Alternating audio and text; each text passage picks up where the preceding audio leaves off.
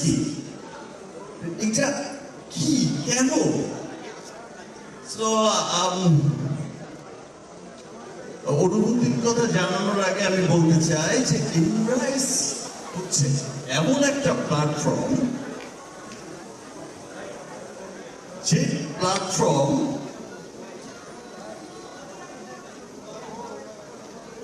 যে মানুষগুলো, যে হিরোরা নীরবে নিভৃতে দেশের মঙ্গলের জন্য, দেশের উন্নয়নের জন্য কাজ করে যায়,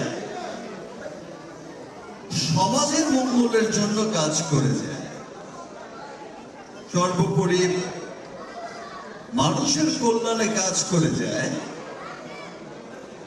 সেই সমস্ত হিরোদের সামনে এনে তাদেরকে সম্মান জানানোই হচ্ছে এমব্রাইস প্ল্যাটফর্মের মূল লক্ষ্য।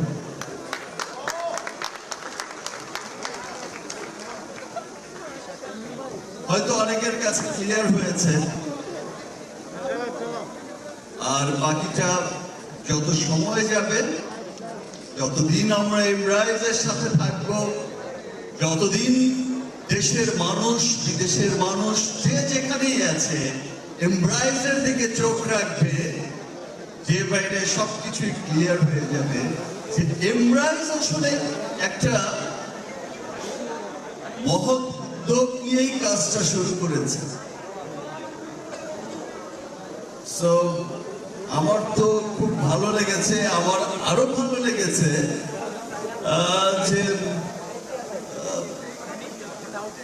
একটা দেশের গান, দেশকে সেলিব্রেট করার একটা গান, শহর থেকে গ্রামে সব জায়গার মানুষকে বলছে দেশের জয়ধ্বনি তুলতে। সেই রকম একটা গান, যেটা কোনো সিনেমার গান না, যেটা আসলে আমরা তো যে দেখে থাকি যে হিরো হিরোইনের কোনো রোমান্টিক গান না, তো একটা দেশের গান যে এমন পরিমাণ মানুষ সেলিব্রেট করেছে, এত ভালোবাসা দিয়েছে।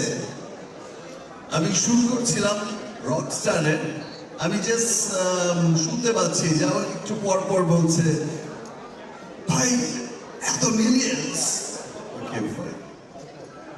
আবার বিকেলবেলা সন্ধ্যায় বাড়ি ফিরতে ফিরতেই আবার আরেকজন বলছে যে ভাই 15 মিলিয়ন্স। ওকে, 15 মিলিয়ন্স তো আমার সিনেমার গানকেও পিছিয়ে ফেলে দিল ভাই। দ্যাট মিন্স মানুষ দেশকে ভালোবাসে, মানুষ এমব্রাইসের এই প্রথম